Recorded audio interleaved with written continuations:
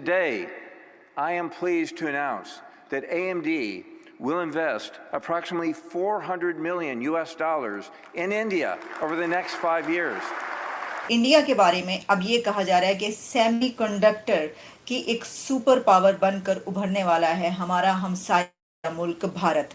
ये एक बहुत बड़ी डेवलपमेंट है। Honorable Prime Minister, Taiwan is and will be your most trusted and reliable partner. इसमें जो plans to invest around $400 million over the next 5 years in India. एक तरफ अमेज़न कहता है कि 2030 तक हम $26 अरब हिंदुस्तान में इन्वेस्ट करेंगे। गूगल कहते हैं हम $10 अरब की सरमायाकारी करेंगे और हम यहाँ पे IMF को कह रहे हैं कि हमें $1 अरब की बाकायदा जो किस्त है वो दे दे। इसकी वजह यह है कि इस वक्त रॉयटर्स से लेकर ब्लूमबर्ग तक और ब्लूमबर्ग से लेकर CNBC और जितने भी अल जजीरा इंटरनेशनल मीडिया तो किस तरीके से पाकिस्तान के जर्नलिस्ट रिएक्शन दे रहे हैं। भारत में आपको पता है कि हाल ही में सेमीकंडक्टर को लेकर एक बहुत बड़ी डेवलपमेंट हुई है और सेमीकंडक्टर को लेकर आपको पता होगा कि दुनिया में अगर किसी कंट्री का सिक्का चलता है, हालांकि वो कंट्री के अंडर में हांगकांग, आप जानते होंगे हांगकांग सेमीकंडक्टर का हब है। और सेमीकंडक्टर मेकिंग के बारे में मैं वीडियो के लास्ट में बताऊँगा। पहले ये पूरा वीडियो देखते हैं किस तरीके से सेमीकंडक्टर चिप, ये मतलब जो आज की टेक्नोलॉजी में हर जगह यूज़ होती है। प्लीज़ चैनल को सब्सक्राइब। जिसमें डॉक्टर जयशंकर और उनके जापानीज़ काउंटर पार्ट की भी मुलाकात हुई है। लेकिन सबसे पहले हम आपको ये बताएंगे कि ये जो कॉन्फ्रेंस हो रही है इसका चर्चा दूर दूर तक हो रहा है, क्योंकि इंडिया के बारे में अब ये कहा जा रहा है कि सेमीकंडक्टर की एक सुपर पावर बनकर उभरने वाला है हमारा हमसाया मुल्क भारत। ये एक बहुत बड़ी डेवलपमेंट है। इसकी वजह यह है कि इस वक्त रॉयटर्स से लेकर ब्लूमबर्ग तक और ब्लूमबर्ग से लेकर CNBC और जितने भी अल जजीरा जो भी हम जिससे खबर लेकर आपको बताते हैं इंटरनेशनल मीडिया, इस खबर को इस वक्त हाईलाइट कर रहा है और पब्लिश हो रही है। अब देखिए इसकी जो डिटेल्स हैं वो कुछ इस तरीके से हैं कि ये जो कॉन्फ्रेंस है सेमीकंडक्टर्स की, इसके बारे में पहले भी कई खबरें ऐसी आती रही हैं और हम ये बताते रहे हैं आपको कि इंडिया इस हवाले से काफ़ी काम कर रहा है। लेकिन इस कॉन्फ्रेंस के दौरान जो इस वक्त बड़ी खबर है वो ये है कि ऐसा लगता है कि इंडिया सेमीकंडक्टर के सिलसिले में अब एक सुपर पावर बनने जा रहा है।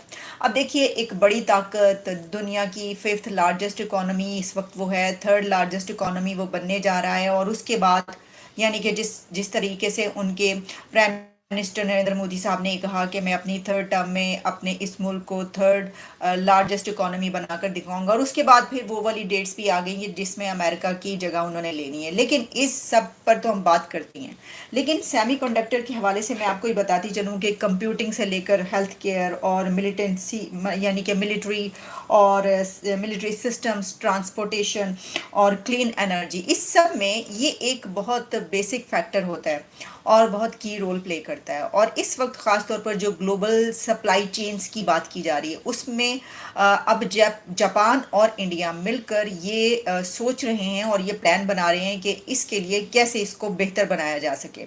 इस सिलसिले में जो अभी तक ये तजवीज़ और रिपोर्ट्स आ रही हैं हमारे सामने, उसमें एक तो ये बताया जा रहा है, जैसा मैंने आपको बताया, कि जो चिप जाइंट्स हैं जो कि इस वक्त इंडिया में मौजूद हैं वो इस तरीके से इसमें इन्वेस्ट करने के लिए तैयार हैं। और वहाँ पर इंडिया के PM मोदी की तरफ से जो तकरीर की गई है उसमें उन्होंने ये कहा है कि हम चाहते हैं कि हम ट्रस्टेड पार्टनर बने इन तमाम कंपनीज़ के। यानी उन्होंने इस बात का यकीन दिलाया है, ये ट्रस्ट उनको दिलाया है कि अगर आप यहाँ पर ये जो इन्वेस्टमेंट करने के बारे में इतनी बड़ा आप सोच रहे हैं इस एक डिपार्टमेंट में, ये जो एक फील्ड है इसके अंदर, तो हम ये यकीन दिलाते हैं कि आपकी जो इन्वेस्टमेंट है वो मज़ीद फले फूलेगी और किस तरीके से हम मिलकर इससे फ़ायदा उठा सकते हैं।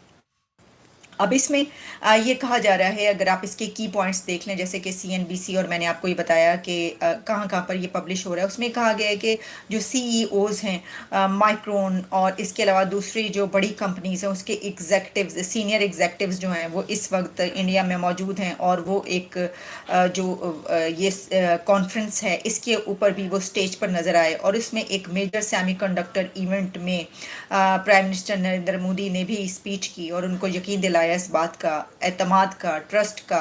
और फिर ये कि इसमें वर्ल्ड्स बिगेस्ट चिप फर्म्स जो हैं वो हाईलाइट्स की गई हैं। और इंडिया का जो इस वक्त एम्बिशन एक नज़र आ रहा है वो ये है कि to become a major hub for semiconductors.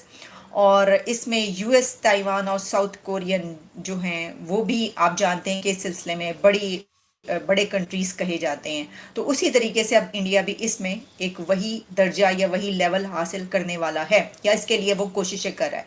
अब देखिए कि ये तो एक फील्ड है ना, इससे पहले भी जो बड़ी बड़ी ताकतें हैं, जो बड़े बड़े कंट्रीज हम आपको वो बता चुके हैं कि इसमें उन तमाम जगहों पर वो वाली एक जगह लेने के लिए इंडिया हर तरीके से अपनी कोशिशें जारी रखे हुए है।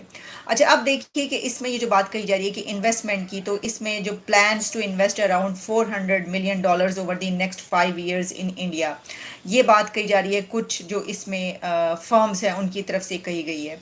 फिर chief executives of some of the US top semiconductors firms जो हैं उन्होंने काफ़ी तारीफ की है इंडिया टेक्नोलॉजी सेक्टर। और फ्राइडे को ये जो इवेंट हुआ इसके अंदर एक दीवार के दोनों की दीवारें जुड़ी हुई हैं।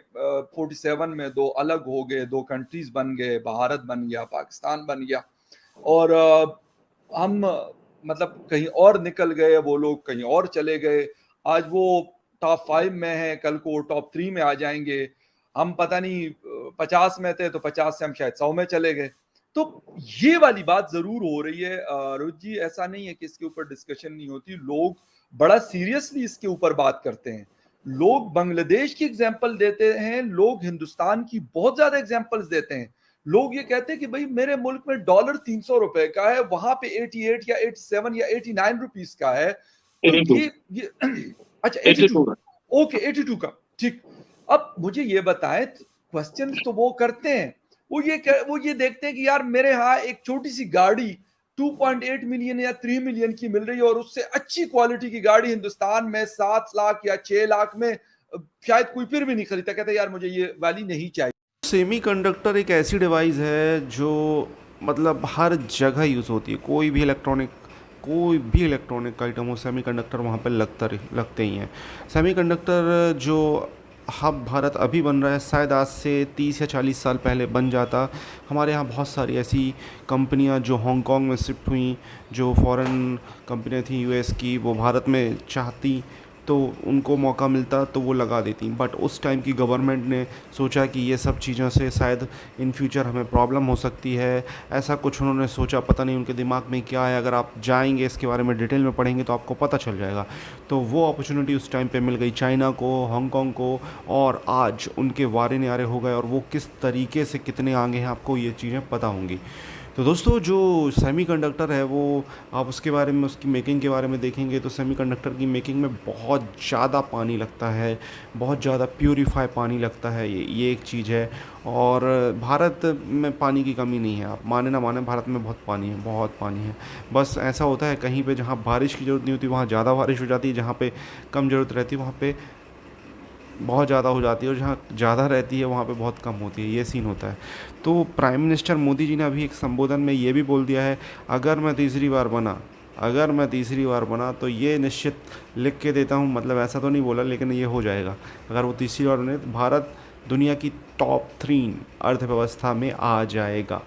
तो आप देख सकते हो भारत में कितने तरीके से फॉरेन रिजर्व आ रहा है, कितने लोग फॉरेन इन्वेस्टमेंट लगातार कर रहे हैं। आपको क्या कहना है इस टॉपिक के बारे में? कमेंट में अपनी राय दें, चैनल को सब्सक्राइब करें। लगातार आपको ऐसे वीडियो मिलते रहेंगे। जय हिंद।